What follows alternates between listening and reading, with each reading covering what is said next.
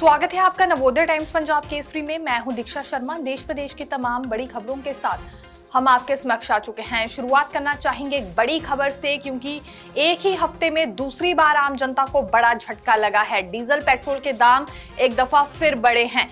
3 दिन पहले केंद्र सरकार की ओर से प्रति लीटर डीजल और पेट्रोल के 3 रुपए दाम बढ़ाए गए थे, लेकिन अब ठीक इसके बाद तेल कंपनियों की ओर से भी दाम बढ़ा दिए गए हैं। यानी कि 3 दिन के भीतर बड़ा झटका आम जनता को लगा है। उनकी जेब पर भारी असर इसका पड़ने वाला है। अभी तक प्रतिक्रियाओं का सिलसिला थमा भी नहीं था। विपक्ष की ओर से, आम जनता की ओर से लगातार विरोध किया जा रहा था, जो कि केंद्र सरकार की ओर से 3 रुपए प्रति लीटर बढ़ोतरी डीजल और पेट्रोल के दामों में की गई थी। लेकिन देखा जा सकता है ठीक 3 दिन बाद, यानी कि आज मंगलवार को 90 पैसे फिर बढ़ा दिए गए हैं डीजल और पेट्रोल के दाम में। अब आपको बताते हैं कि कुल कीमत कितनी हो गई है डीजल और पेट्रोल की। केंद्र सरकार ने डीजल और पेट्रोल की कीमतों में 3-3 रुपए प्रति लीटर का भारी इजाफा किया था।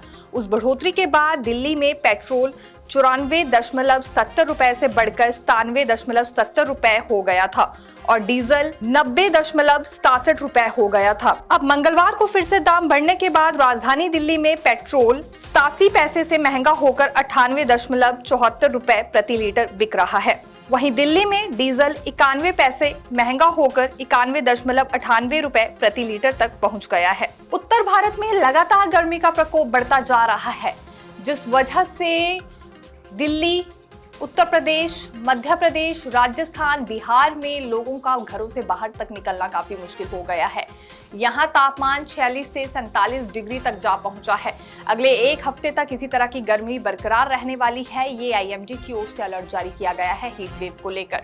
लेकिन माना यह भी जा रहा है कि इस बार ठीक 4 दिन पहले ही मॉनसून दस्तक दे देगा। 26 मई तक मॉनसून की बौछारें हमें उत्तर भारत में देखने के लिए मिल सकती है। पहाड़ी इलाकों में मौसम साफ बना हुआ है, जहां लोगों को ठंड से निजात मिली है, बारिश बर्फबारी से भी राहत मिली है। लेकिन वहीं दूसरी ओर उत्तर भारत में कड़ाके की गर्मी पड़ रही है और गर्मी के प्रकोप के चलते बच्चों का भी घरों से बाहर निकलना मुश्किल हो गया है। हालांकि इसी बीच सरकार की ओर से कुछ बड़े फैसले लिए गए थे, जैसे कि सभी स्कूल्स में पानी की व्यवस्था की जाए, बच्चों को बार बार रिमाइंड करवाया जाए उन्हें पानी पीना है, एसी कूलर का इंतजाम भी हर कक्षा में होना चाहिए। हालांकि पहले से लेकर स्थिति ऐसी बनी हुई है। प्राइवेट स्कूल्स की खास तौर पर बात करें, वहां बच्चों का ध्यान रखा जा रहा है एसी और कूलर को लेकर भी। लेकिन उसके बावजूद भी यहाँ एक रिमाइंडर देने के लिए जरूर कहा गया है, ताकि बच्चे थोड़ी थोड़ी देर बाद जरूर पानी पीते रहें। लेकिन आउटडोर गेम्स पर पूरी तरह से अभी प्रतिबंध लग गया है और ये लगाना बहुत जरूरी भी है, क्योंकि लू इस वक्त चल रही है और बच्चों के स्वास्थ्य के लिए हानिकारक हो सकती है।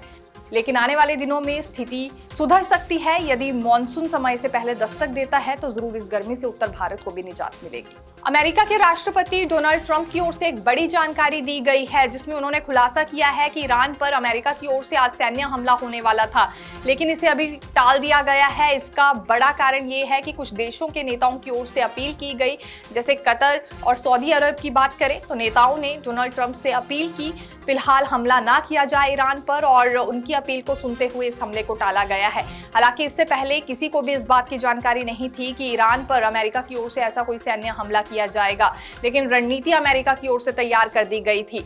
ठीक इससे पहले भी डोनाल्ड ट्रंप की ओर से चेतावनी ईरान को दी गई थी, जिसमें उनका कहना था यदि समझौता नहीं होता है तो युद्ध विराम कमजोर पड़ जाएगा और जल्दी ही अमेरिका सैन्य हमला करेगा ईरान पर। लेकिन कुछ खाड़ी देशों की अपील के बाद इसे रोक दिया गया है और डोनाल्ड ट्रंप ने इस बात का जिक्र खुद किया है। सोशल मीडिया पर एक पोस्ट उनकी ओर से साझा किया गया है, जिसमें उनका ये मानना है कि अपील की गई, इस वजह से वो रुक गए, नहीं तो आज ईरान पर बड़ा हमला होने वाला था। फिलहाल सोचने वाली बात यह है कि एक दफा फिर अगर ईरान पर हमला किया जाता है अमेरिका की ओर से तो स्थिति कैसी बनेगी।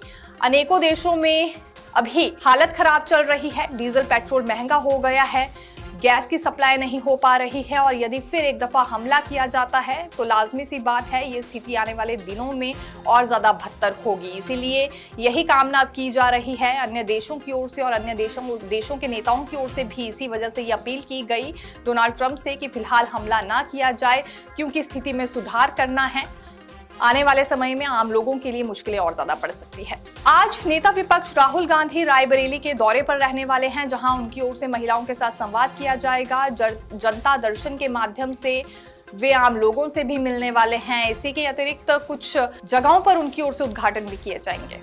कांग्रेस सांसद राहुल गांधी आज रायबरेली पहुंच रहे हैं, जहां उनकी ओर से एक मैरिज हॉल का उद्घाटन किया जाएगा। इसके बाद खीरों में एक जनसभा को संबोधित भी राहुल गांधी करेंगे। वह लालगंज में महिला संवाद कार्यक्रम में भी शामिल होंगे। अगले दिन यानी कि 20 मई को वे भुएमऊ गेस्ट हाउस में जनता दर्शन के जरिए आम जनता से मिलेंगे, जिसके बाद लोदवारी में वीरा पासी की मूर्ति का अनावरण और जनसभा करेंगे। रायबरेली के कार्यक्रमों के बाद राहुल गांधी अमेठी के लिए रवाना होंगे। देखते रहिए नवोदय टाइम्स पंजाब केसरी में दीक्षा शर्मा। धन्यवाद।